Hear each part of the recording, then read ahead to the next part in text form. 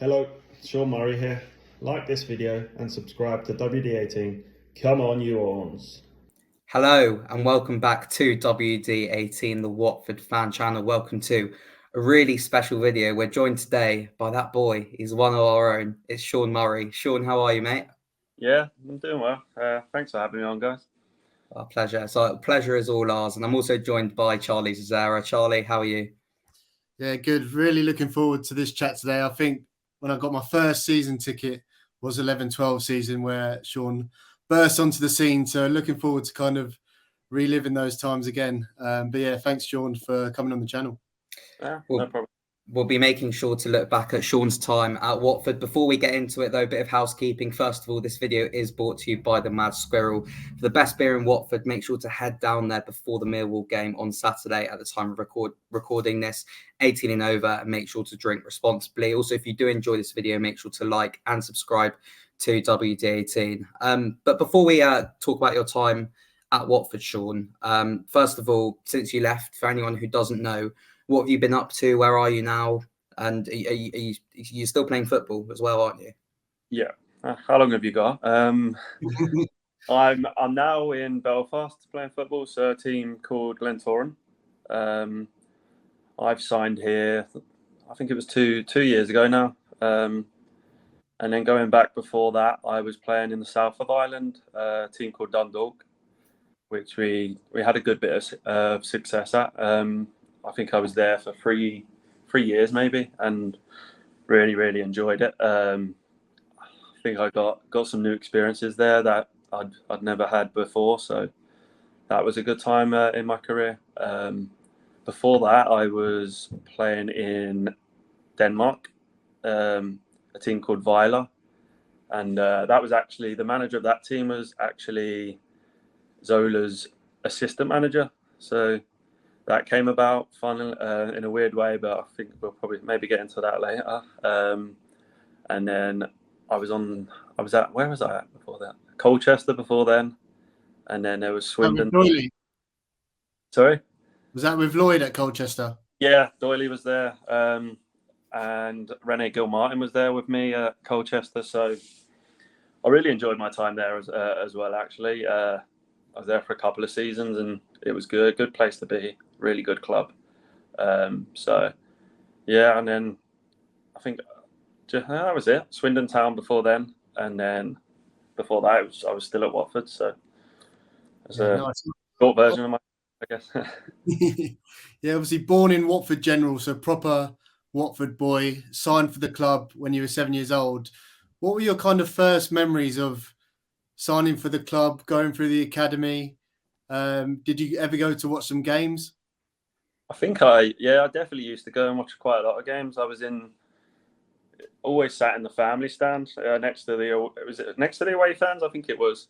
I used to sit there most games, and then obviously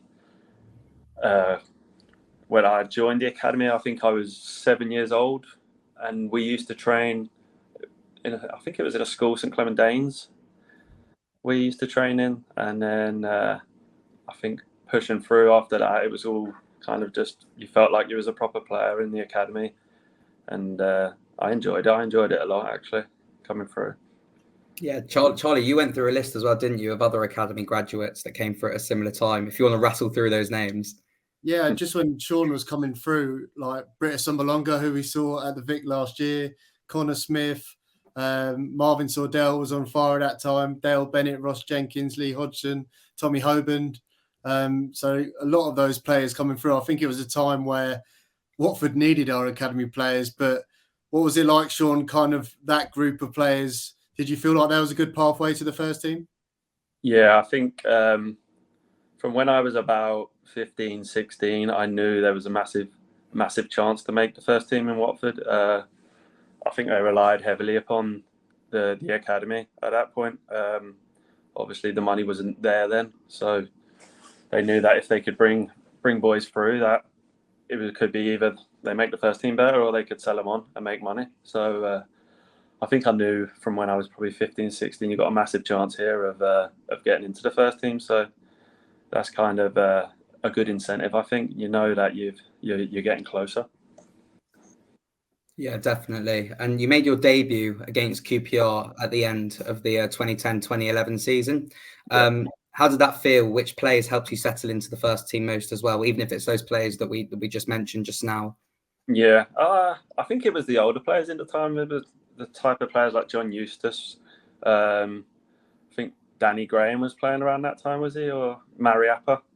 I think them boys there were brilliant with the younger lads and always made me feel like I was a brilliant player. So I think that helps. And then I think coming into that debut as well, coming on in that game, I was just nervous as hell. I think I remember seeing pictures. My kit was massive, shorts were massive, and I just came on and ran around. And the first thing I done was try to chase down a Delta Rat, and he nutmegged me right in front of the stand. And I was kind of like, oh wow, this is proper football after that. But yeah, it was all good. I enjoyed it. Like, that was one of the most painful days. Obviously, a great day for Sean, but I think they got promoted at Vicarage Road. yeah, Obviously, Adele Tarat was on fire that season. I think he scored, and Tommy Smith also scored to help them go up. So it was and there were QPR fans everywhere in the Watford end. It was a bit brutal as a fan. So was it kind of mixed emotions that day? Yeah, I think so. It's a long time away. Thinking about it, but yeah, I think for me, I was just happy I've made my debut. I think I was on the bench maybe for a few games before that. I think it was players like me, Gavin Massey. We started making the bench towards the end of the season, so it was just great to make your debut, and I think I just wanted more after that. Yeah, and it was the following season where you really broke onto the scene. Friend of the channel, Sean Walker, who I must say absolutely loves you, still goes on about you the whole time, spoke about to us when we mentioned that we were speaking to you about that Tottenham performance in the FA Cup, where I watched the highlights back the other day, actually. I don't know how we didn't win that game. We missed so many opportunities. What was that game like, though, against Tottenham? You were fantastic that day, playing against the likes of Luka Modric. What are your memories of that game? The first thing is I remember training the day before. Sean Dyche came up to me and he told me, you're going to be starting tomorrow. But I thought, at the time, I thought I'm nowhere near playing here. Like, I didn't really get a look in before that. And then he said, I'm starting tomorrow against Tottenham. So obviously preparing for the game, it was just nerves. But I think when we got out there, I felt really comfortable. It was a tough game. I think they had a lot of the ball, but we did have a few good chances. And yeah, I thought I had a good performance, but I think I could have rounded it off at the end with a goal. I think Cudicini tipped it onto the post. So that would have been a dream debut, really. But I think... What about Deeney's got to follow that up, isn't he? Yeah. I can't remember it, the whole video of the goal. But if you say so, then yeah. Yeah, no, I sent Sam and Jacob the link to it. So we'll put the link in the description of that game because we absolutely smashed them. But quick quiz for you two. Which three players who played for Tottenham that day have gone on to play for Watford? Well, one of them, in the highlights, someone who gave the ball away was Jake Livermore. That's one. Danny Rose? Yes. Danny Rose and... I'm going to say, I don't know if it was a bit before, but was Yunus Kabul playing? Yes, well done, Sam. Yunus Kabul.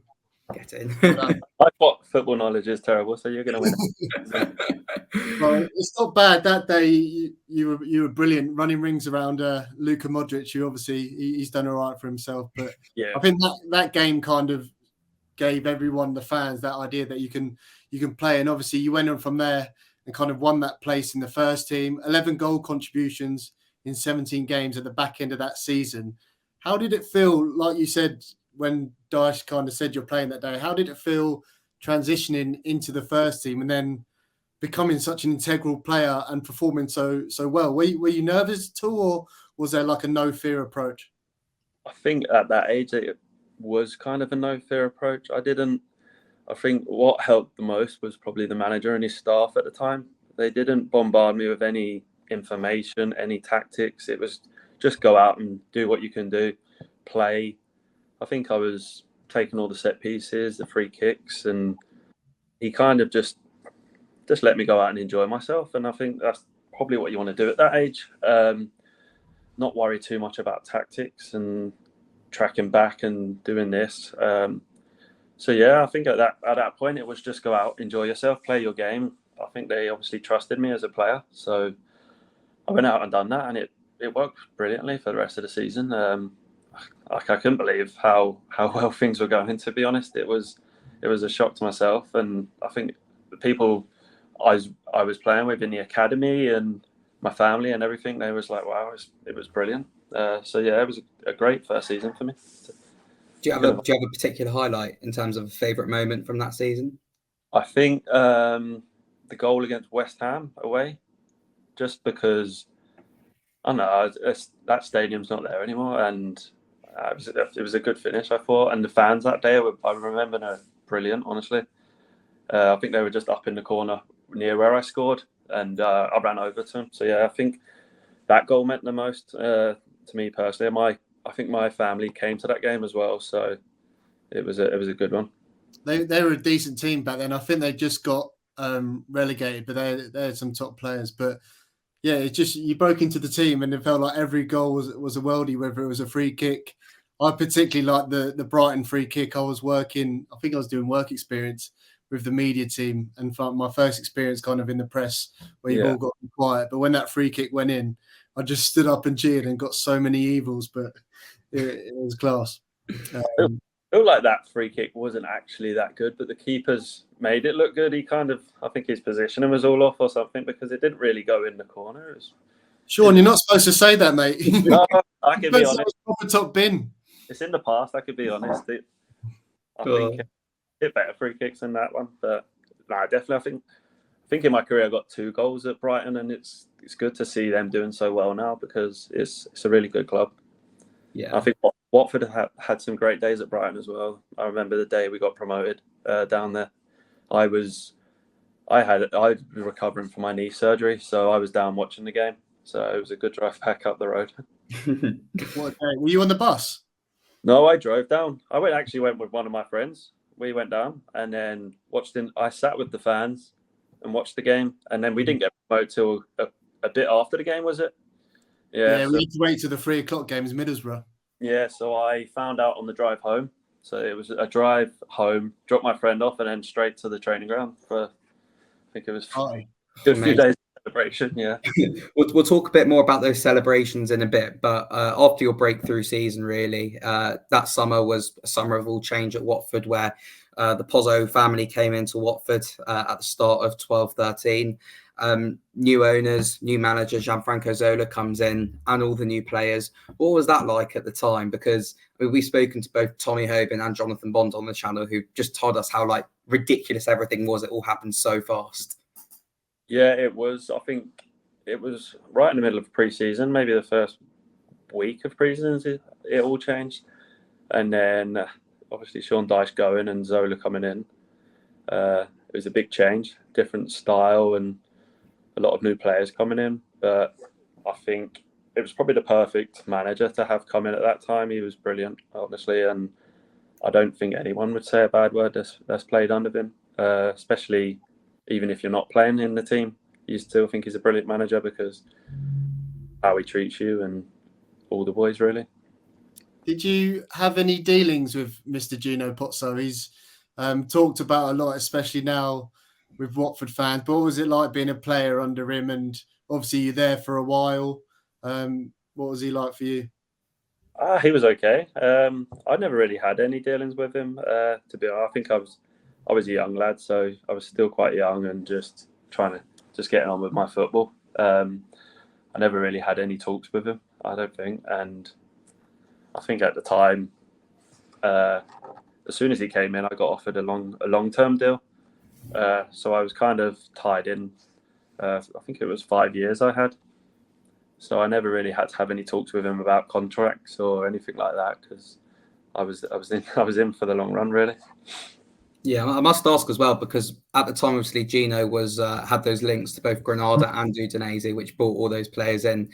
First day training, when everyone's there, was there a particular player who really caught your eye straight away? I've always said I love Forestieri. He was one of my favourite players that that came in that era. I thought he's brilliant, a brilliant guy as well. Great to talk to, and just some of the stuff he would do in training was ridiculous, annoying sometimes. Like he's trying to do the craziest of things all the time, but when it comes off, it's amazing. So, and another player I thought was just as good was Fabrini. Okay. I thought he was a brilliant player. Like his dribbling was unreal, and yeah, he did some crazy stuff in training as well, where you're just like, wow, how's he doing that? So much nostalgia hearing all these names. I'm loving it. I know. They're popping up in my head now. Like I wouldn't think about them that often, but now they're coming back to me, and I'm like, oh wow, there could be 10 players I could name there that I thought, wow. But that season was pretty memorable for most Watford fans, obviously with the Deeney goal, and obviously we didn't get promoted. But how was it for you? I think you started the first 5 games, but then kind of struggled to retain your place in the team. Do you think you deserve to be playing? How do you find that season? No, I think it's always I've had such a high from the first season, and then you're coming back in, and you probably think it's just plain sailing. I think I started the first 5. I don't know if it was Crystal Palace first day of the season. 3-2. Yeah, we won that, but I think it was kind of like a makeshift team. It was a few new boys, and the manager's just trying to implement his new style. So I think we won in the end with a late goal from Taylor. Was it? Vidra. Matty Vidra. Oh, Vidra. I think Taylor scored the first, is it? Centre half? Yeah. But yeah, I think it's always like second season syndrome, I guess. Like I had such a good first season, and then it's going to slow down a little bit. The following season after the Zola season, we just lost the playoff final, but you showed great resilience to work your way back into the team under Zola before, unfortunately, he got sacked and Beppe Sannino came in. How did Beppe differ from other managers you'd played under? And I mean, he seems to have been quite the character from what people have said. Have you got any good stories about him? I think actually one time in training, he was trying to explain something to me, and like I just couldn't get what he was trying to say. And then it was going on for a good 5 minutes. Training had stopped, and he was telling me, "You don't need to stand here. You need to stand here." But I couldn't. It couldn't get across to me. And then just started shouting at me. And that's the first time I've had a manager really, really shout at me, and I just didn't know what to do. The language barrier was quite hard to deal with, and the training sessions, but it was half the time we didn't have a football, and we were pressing mannequins, and it was inches. So if we were 1 foot away in the wrong position, he'd stop the whole session and come and tell you to your face that you're not in the right position. But I think I actually enjoyed playing for him. I think the type of player I am, he got me working hard and got me going good that season, and got the best out of me, I think. Yeah, you did brilliantly that season. Some great goals at, was it Barnsley, Leicester away? Yeah. You talk about Sannino. Who would you say is your favourite manager in Watford? Probably Zola. Yeah. I'm a Chelsea fan as well. You're not supposed to say that, Sean, on this channel.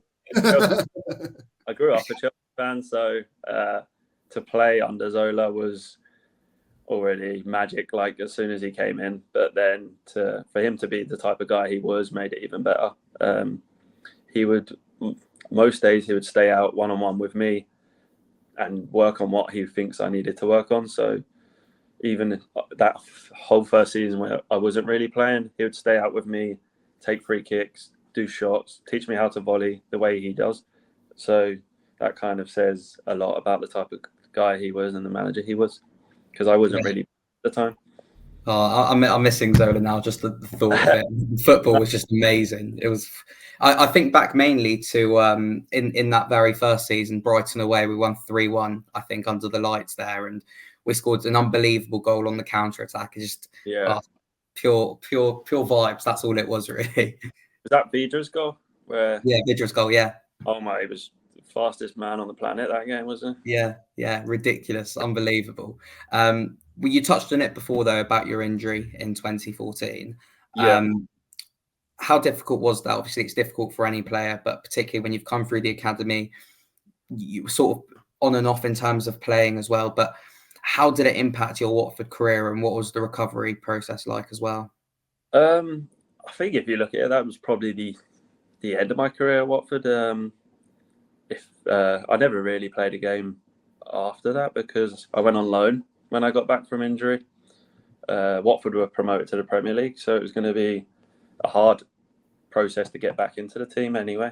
So yeah, the recovery took around 9 months, and it was my first big injury, so I found it difficult. I've never been through that experience before of not being able to play football, so it was tough. And I think when I did get back fit, it still took me a good 6 to 7 months to actually feel right again and feel sharp and feel good on the pitch. So yeah, I think it probably was the end of my Watford career at that point. I know I had a couple of years left, but I never really got back into the team. I was playing a lot of 23s football, which it's hard when you've played only first team for your whole career and then you're dropping back. But I suppose it's a good experience really, because it's a chance to play football, and at that point I probably knew my Watford career was coming to an end, so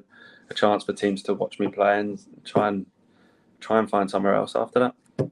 Sean, do you feel that was tough mentally, especially kind of maybe 10 years ago when the psychological side of the game wasn't as focused on? But for someone who there was a lot of hype around you, especially when you first came in, did you find that difficult, maybe not being able to keep those levels that you found? And did you get the support that you needed mentally? I don't think there was much support then for mental health at that point in time, but I think the support of the coaches I had a really good physio that worked with me constantly. Kevin Powell, he was the academy physio, then he moved up into the first team. He was brilliant. And there was loads of staff there. They were brilliant. The fitness coaches, even the interns. I think we kind of had a little group together where we'd work hard. And I think coming back, I was in actually really good shape when I went on loan to Wigan. So credit to them. They'd done their job getting me fit and getting me in good shape. So. Yeah, of course. And the season after, you were still part of the squad that got promoted back to the Premier League. You touched on it briefly before, and Charlie will go in a bit more detail about the celebrations after in town. But was it a bit bittersweet, the fact that you weren't playing? Yeah, it was tough. Like, I think I went to most of the games still that season, and I felt a part of it. I wasn't pushed aside just because I was injured. I always felt a part of it and close with a lot of the lads, and I was in training every day. So, but it's just not being on the pitch and helping out. But that's what injuries do sometimes. But I still definitely felt a part of it, and with the manager and the staff, everyone was together, and I think that's why we did so well that season, because it was a good togetherness.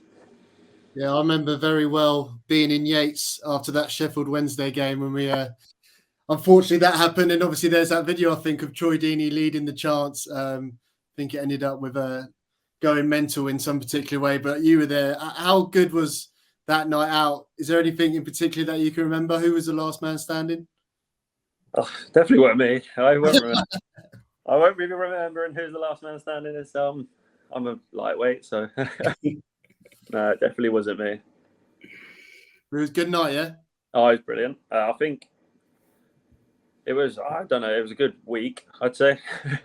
I think we had a good few days celebrating, then we had to play another game. Was it after the Sheffield Wednesday game we played at the end of the season? And then we had the open top parade, we had the awards night, so it was all pretty hectic, to be honest.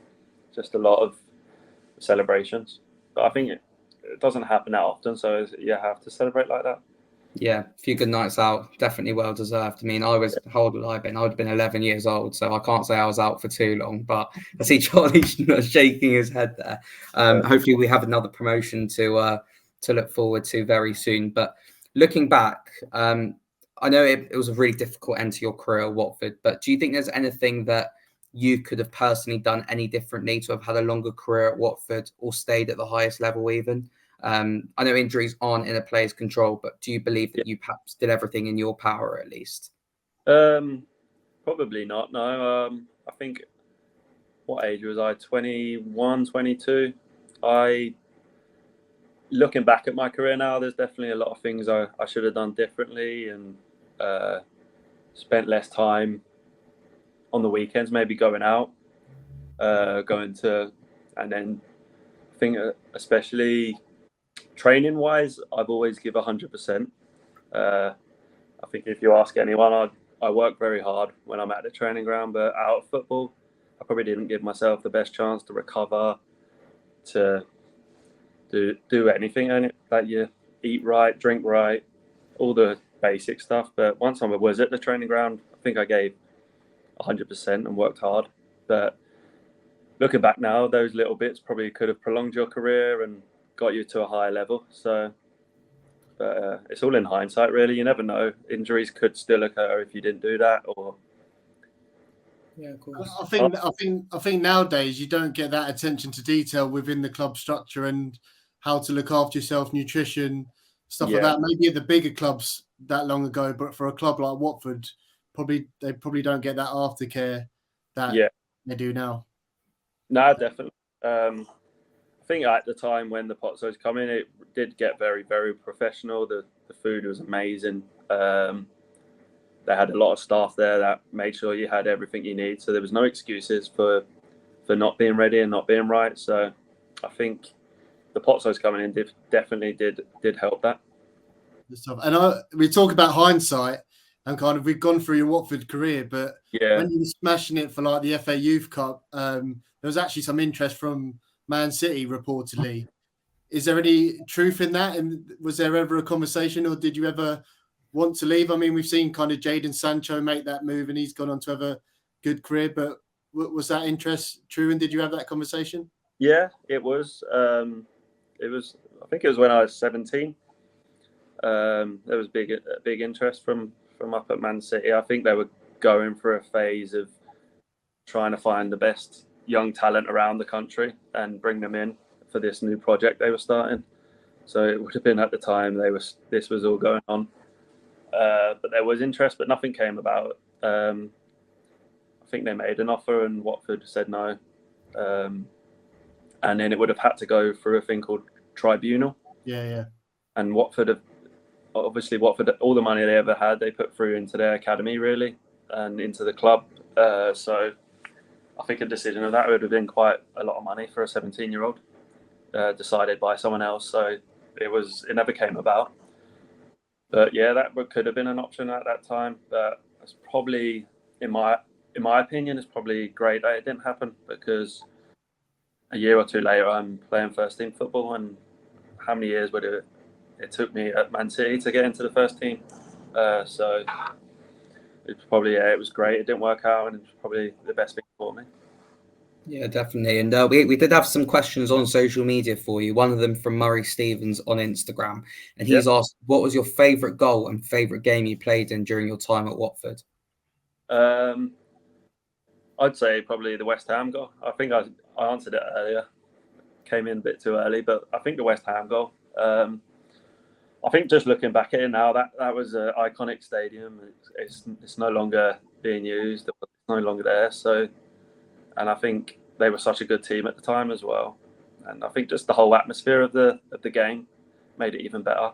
I remember before that game, I was waiting to do kickoff, and I swear I felt like my legs had turned to jelly because it was so loud. And I think I was taking the kickoff, and I was like, I'm going to miss the ball here. I was that nervous just from the pure atmosphere of the game. So I think scoring in that was brilliant. We had another message on Instagram from Harry Wallington. He asked, would you ever come back to Watford? Obviously, we've seen Matty Bevs, who's now assistant coach with the women. Piero, he's a coach with the youngsters, and even kind of Tom Cleverley. I think he just missed Clevs, but I don't know if you're looking already ahead, future, whether it be coaching or something like that. But is that something that'd be interest you?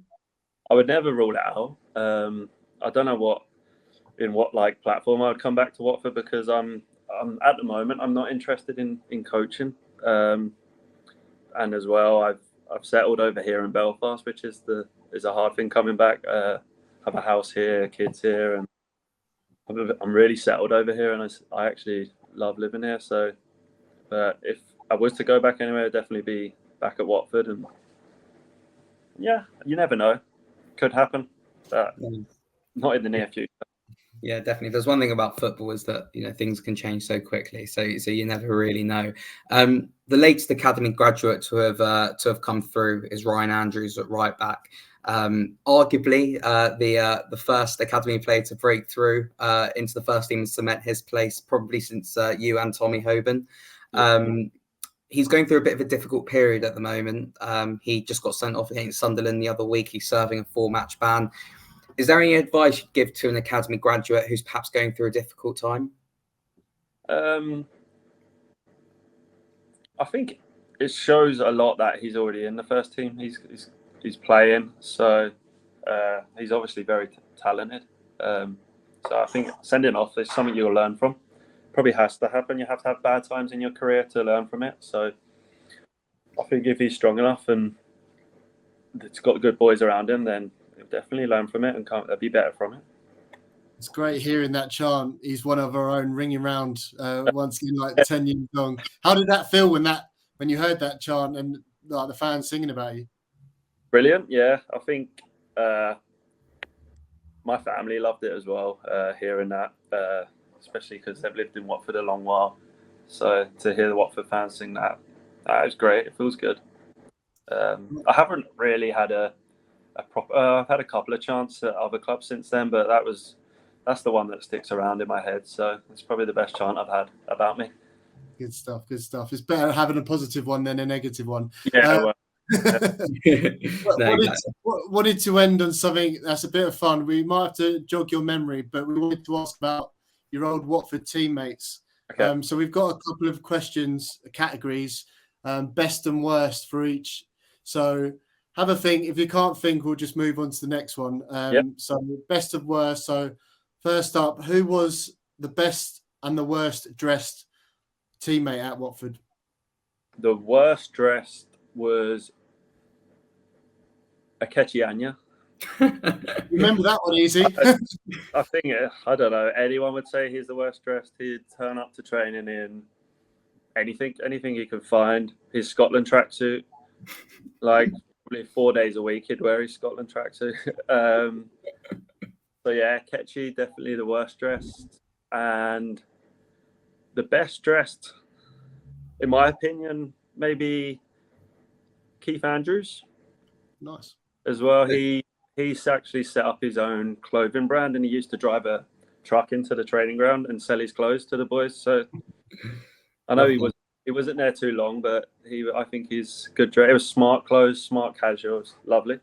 Nice. Yeah, he's doing well as a pundit as well at the moment. Yeah. I think with Sky as well. Best and worst banter at the club while you were there? Best banter for me, I liked Joe Ekstrand. Yeah. Yeah, I got on really well with him. I just found him funny. I think the Scandinavians really get the English banter. I think they watch a lot of English TV, so I loved having a laugh with him. The worst banter, I can't really remember. That's all right. Was Alman Abdi? It was very just and a bit boring, but yeah. Bit nice boring guy, don't get me wrong, but just very mellow. Bad banter, but quality on the pitch. Was there any standout pranks that you can remember during your time? Surely Danny Graham must have been involved in something. I was too young then I was just in the squad. Maybe I don't think I was even sharing a changing room with him at the time. So, but I heard Danny Graham was a bit mad with the pranks and anything. He's just very loud. Craig Cathcart used to actually do a lot of pranks, but nothing I can actually remember anything in particular. But I know he was a bit of a prankster. Yeah, everyone always brings up how funny Craig Cathcart is. It's like dad jokes with him though. It's really dry jokes, and because it's him, it's hilarious. Yeah. Best and worst player you train with while you were at Watford? Oh jeez, I can't say worst, but best. Capoue, maybe. Nice. I really thought he was brilliant, and he was great with the younger lads as well. And I think that was probably a season I didn't really play much football. I just did a lot of training, so I kind of got to experience how good he was in training and test myself against him as well, because he would be in the same position on opposite teams, and I just thought he was brilliant. So he's up there. Worst trainer. With the worst trainer, maybe not someone who was just bad outright, but someone who maybe didn't try as hard, but then when on the pitch, they were class. I'd say Forestieri, just because he would try everything in training, and maybe two of the things would work, but the two things that worked were amazing, like no other footballer could do. I'm not saying he was a bad trainer, but he just tried some crazy stuff, and then especially if he's on your team in small-sided games, he's trying all this stuff, and then your team end up losing because it doesn't work. So he's not a bad trainer, but annoying trainer. Sannino must have tried to kill him at times. So it was him. I said the two players that I loved, Fabrini and Forestieri. I think they had a massive argument once in training, and they started kicking off and near having an argument. And I went to split them up, and then one of them went round and kicked, and that's where kicked me in the nose. So none of them touched each other. I ended up getting kicked in the nose and getting a nosebleed trying to stop him. Oh, it was bad. So that's going to jump in. The Sannino era, he got us really riled up in training, and because of the type of manager he was, that's what he wanted his players to be like. So definitely worked. I'd have loved to have seen that intensity on the training field. It must have been entertaining. Only two more left of these.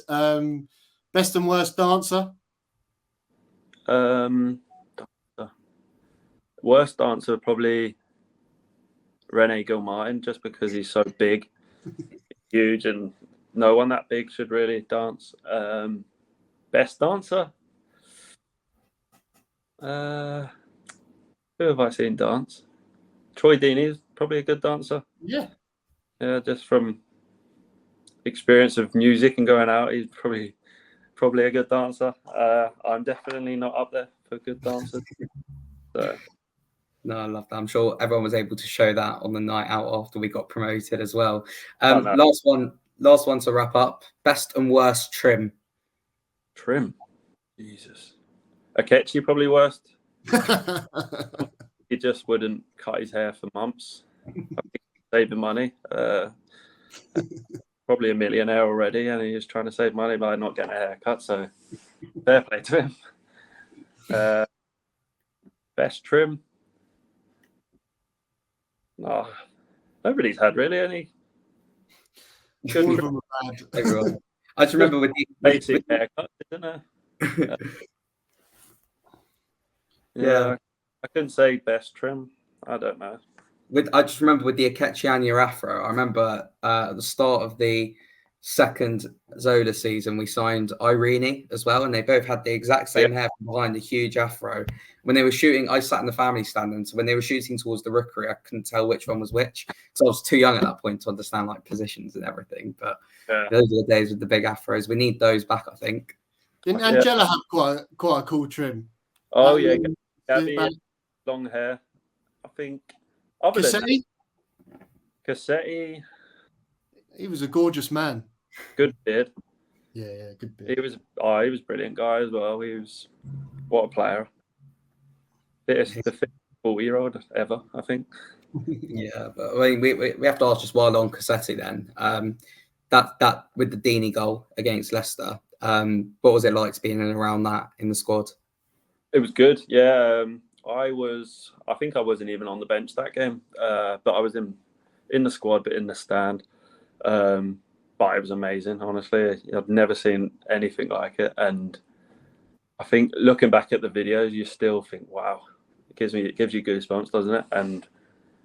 And like, I think you as well, you watch the videos and then you see the video of Zola running on the pitch and slipping, and Jonathan Bond slipping with him, and you're just like, oh, it's brilliant. It brings back good memories. So, did you get on the pitch? I think I was on the pitch. I think I only just got to the dugouts really, and then I was like, whoa, get back. But like you look back at that and then you think, actually, we didn't even get promoted that season, but what a good memory. And then to get promoted again after that, so it's like double the memories really. Yeah, definitely. And we'll end on that positive note. Sean, thank you so much for your time today. It's been, like I said earlier in the video, just the nostalgia from this. It's been amazing to hear from you, what you've been up to as well, and your time at Watford. So thank you for coming on the channel, and you're welcome whenever. No, thank you. I think as well for me, it's brought about a lot of good memories and a lot of things I haven't been thinking about recently, and players and people and games and that. So it's good. It's good to chat to you guys. Good to hear. Charlie, thank you as always for joining me, mate. All good now. It's been a great chat. Nice sometimes when Watford aren't at their best to look back down memory lane and get the good vibes back. So yeah, it's been great to chat to Sean today. Right. 100%. Make sure to like and subscribe to WD18. Drop this video a like on your way out as well. We'll be back for coverage after the Swansea game, which is happening tonight at the time of recording this, and also after the Millwall game at the weekend. Make sure to check out the Mad Squirrel, and we'll be back for another video soon. Up the Hornets.